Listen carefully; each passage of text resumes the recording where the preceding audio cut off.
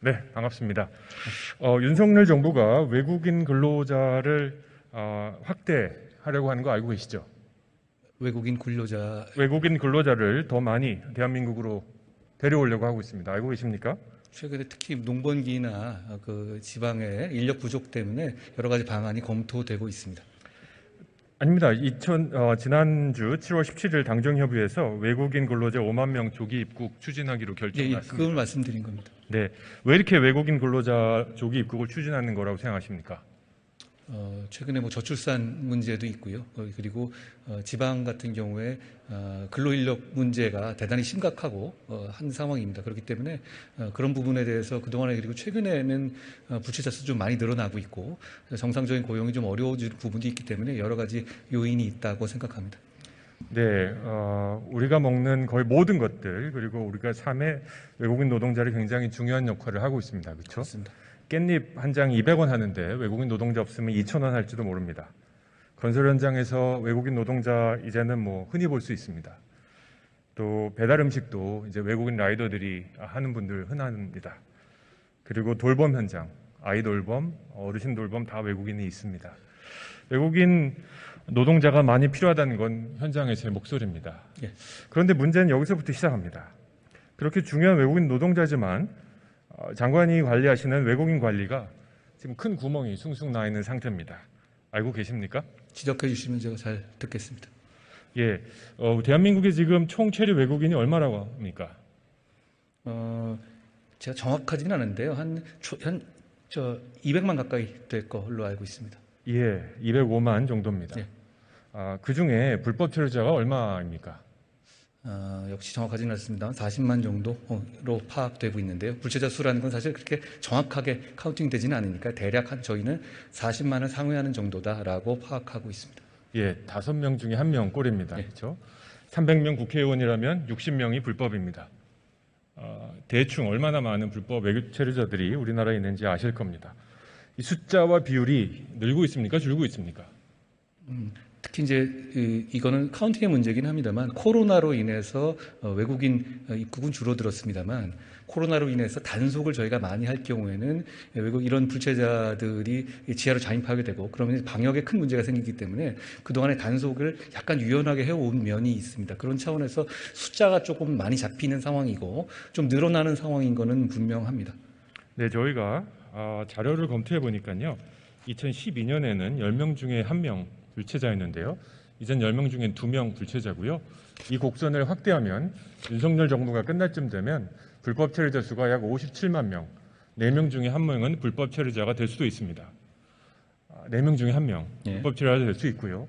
대한민국의 1년 출생 아가 얼마인지 혹시 아십니까? 말씀해 주시면 제가 잘 참고하겠습니다. 30만이 안 됩니다. 20만, 그렇습니다. 7만, 8만, 26만 7만 대인데 예. 2년치 예. 출생한 전부가 이제 불법 체류할 정도로 많습니다. 이거 어떻게 하실 겁니까? 불체자 문제에 대해서는 여러 가지 시각이 사실 있습니다. 그게 정상적으로 비자를 받아가지고 일하는 분과 형평성의 문제가 있고요. 또 이게 또 우리 젊은 층들이 여기에 대해서는 일자리를 뺏긴다는 식의 또 나름대로 이해할 만한 반발심도 갖고가 있고 그 부분도 저는 보듬어야 한다고 생각합니다. 물론 이제 의원님 말씀하듯이 지금 우리나라가 갖고 있는 인구 구성의 여러 가지 문제점 그리고 10년 뒤에 어떻게 될 것인가의 문제점 다 고려해야 된다고 생각하고 저희 정부도 대단히 중요한 문제라고 생각합니다만 그게 또 이제 불체자를 좀 쉽게 전환하는 식의 메시지를 또 대외적으로 줄 경우에는 이게 또 그 불체자를 쉽게 양산하는 효과도 있거든요. 과거에 아시지만 2003년에 한번 저희가 대대적으로 풀었던 적이 있는데요. 사실 그 몇 년 뒤에 통계를 보면 오히려 한국이 좀 이 부분에서 굉장히 소프트하구나라는 식의 메시지가 가니까 브로커들도 좀 암약하게 되고 단기간에 또 그 풀었던 만큼 거의 육박할 만큼 한 2005년은 아마 10만 가까이 늘었던 그런 경험이 있습니다. 그런 부분까지 있어서 이게 불체자 문제를 통해서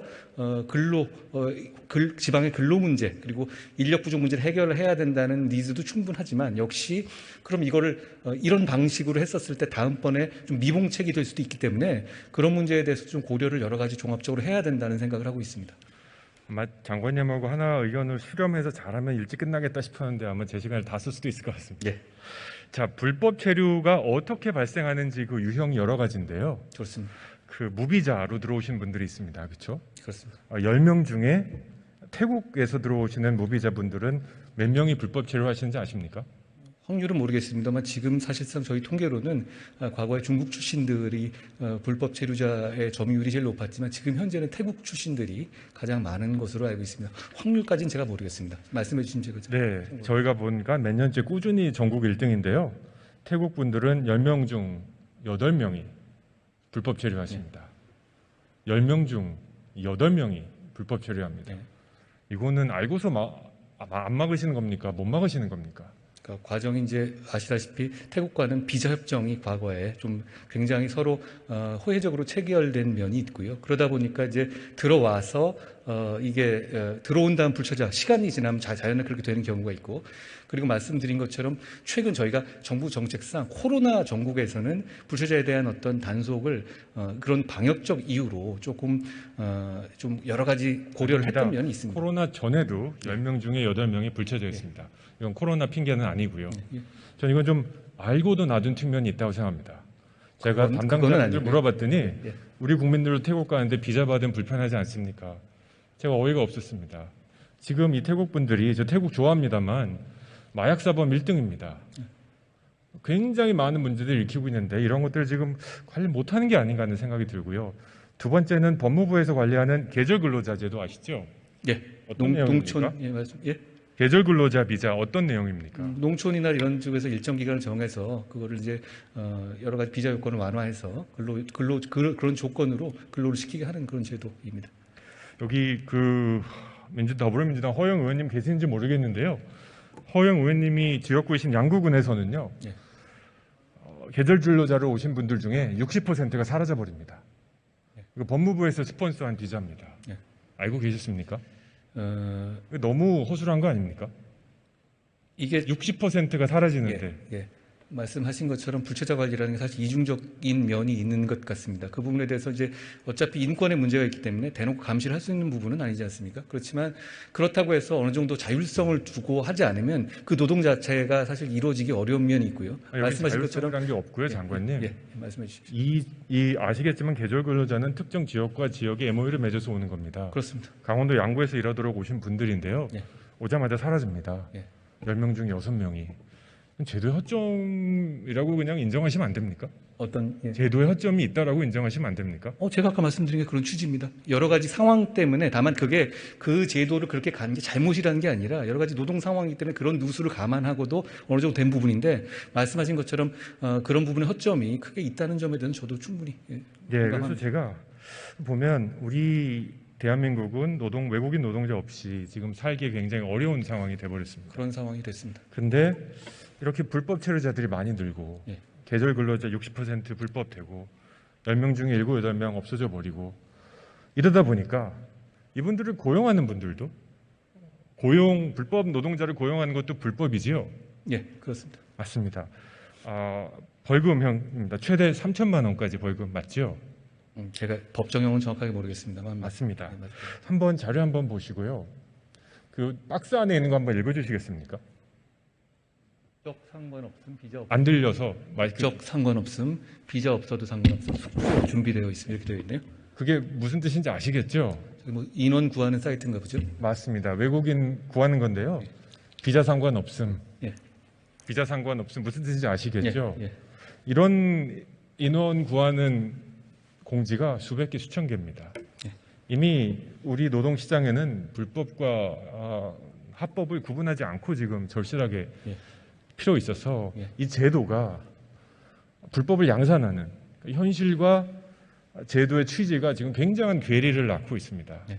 그러다 보니까 중소기업 하시는 분들, 농업인 분들이 불안하다. 차라리 이거 합법화해달라 이런 얘기를 좀 하고 계시는데요. 그 얘기 좀 해보겠습니다. 예. 아까 말씀하신 대로 우리 대한민국의 불법 체류자가 지금 40만 명입니다. 예. 자, 법무부 장관께서는 법치주의의 선봉이신데 법치주의대로 하면 이들을 어떻게 해야 됩니까? 뭐 단속해서 거기에 대해 요건이 안 맞는다면 그저 귀국을 시키거나 법에 따른 처벌을 해야 합니다. 단속, 검거, 추방. 예. 맞죠, 이 원칙이. 예. 근데 지금 법무부 소속 출입국관리사무소 조사과의 단속 반원이 몇 명인지 아십니까? 한 300명 정도로 알고 있습니다. 예, 저희 국회의원 예. 다 300명입니다. 예. 지금 한 명당 1,300명 지금 잡아야 될 판인데 쉬울까요? 많은 어려움이 있습니다, 실제로. 그리고 문제는 이 잡는 과정에서 많은 사고가 또 나거든요. 뛰어내리고 이렇게 하고 가는 과정에서 이제 그런 부분에서 또 강제력을 쓰는 것도 한계가 있어서 사실상 많은 어려움이 있는 것은 분명합니다. 저는 이 300명 경찰 전체 아까 경찰 얘기 한참 했습니다만 경찰 전체 인력 13만인데 이분들 다 풀어도 예. 숨으려고 하는 39만은 어떻게 잡겠습니까? 예. 저는 이 상태는 현재 불법 체류자에 대한 단속이 의지도, 역량도 지금 많이 부족해 보이고요. 더 결정적으로 아까 말씀드린 것처럼 과연 이분들을 단속, 검거, 추방하는 게 우리 경제에 도움이 되는지 좀 심각하게 의문이 됩니다. 그러면 무슨 대안이 있을까요, 장관님? 그동안 대한 아까 말씀드린 것처럼 일시적인 어떤 뭐 대사면처럼 이렇게 하는 방안도 있고, 근데 이제 제가 아까 말씀 올린 것처럼 그것으로 인한 부작용도 또 있습니다. 그리고 그게 국내에 계신 어떤 부작용이 있습니까? 부채자가 사실상 그 이후에 더 늘어난 면이 있습니다.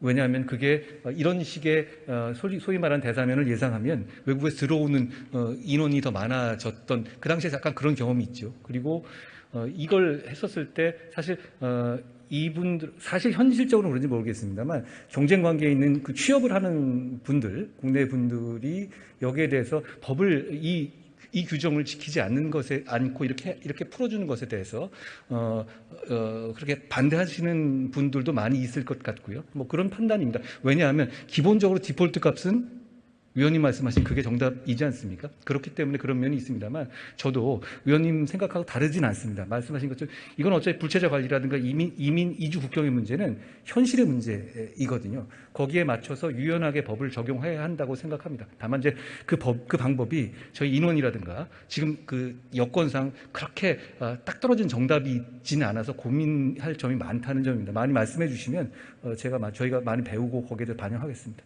저는 이 문제에 대해서 제가 해외 생활을 굉장히 오래 하고 여러 나라들에서 정책을 펴서 그런지 모르겠지만 굉장히 시급한 상황이라고 생각합니다. 저도 그렇게 생각합니다. 지금 막지 않으면 지금 우리 사회에 있는 점점점 수면 위로 오르고 있는 외국인 혐오 감정이 폭발할 수도 있고요.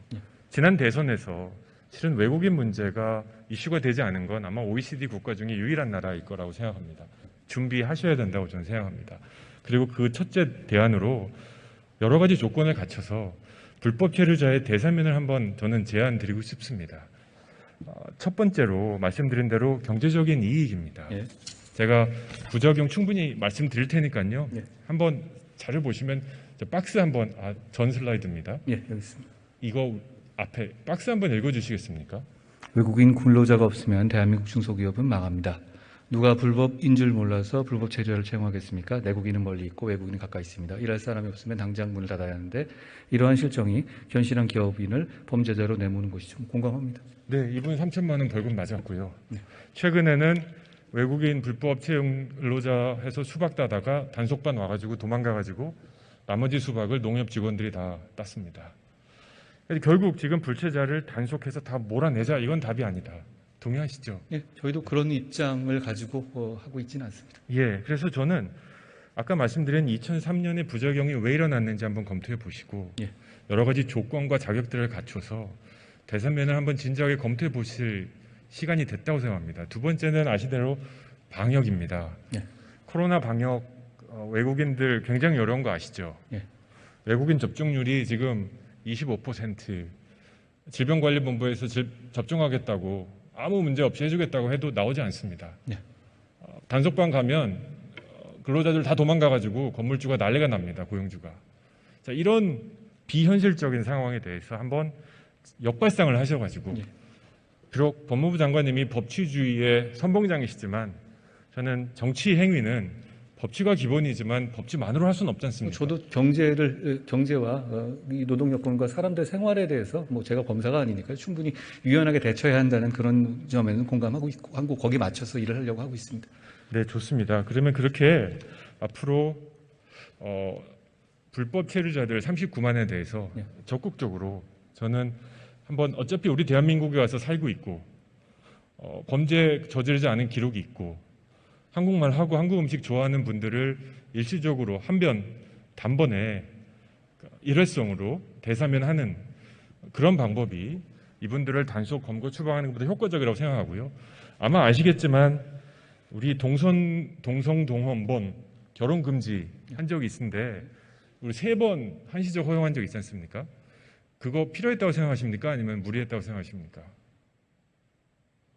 그때 그 취지는 이해하십니까? 취지는 동의하십니까? 이해합니다만 이게 저거는 이제 다른 이해관계자라든가 그런 분들의 입장이 좀 있는 건 아니니까 좀 다른 사안입니다만 아까 다시 말씀드리지만 이 불체자 문제는 단지 불체자 자체의 문제가 아니라 합법적으로 들어오려고 비용을 내고 온 분과 형평성 그리고 국내에서 노동하고자 하는 국내 분들의 어떤 법감정 이런 부분도 분명히 고려해야 할 부분인 것 같습니다. 말씀 취지는 제가 충분히 이해하겠습니다. 네, 저도 동의합니다. 그래서 우리 국민들이 특히 건설시장, 저숙련 노동시장에서 외국인들 때문에 임금이 떨어진다 하는 주장 저는 충분히 일리 있다 생각하고요. 그에 대한 대책도 필요합니다. 예. 근데 그럼에도 불구하고 불법 외국인 노동자가 이렇게 인기가 있는 이유는 그들의 불법 등 때문입니다. 예.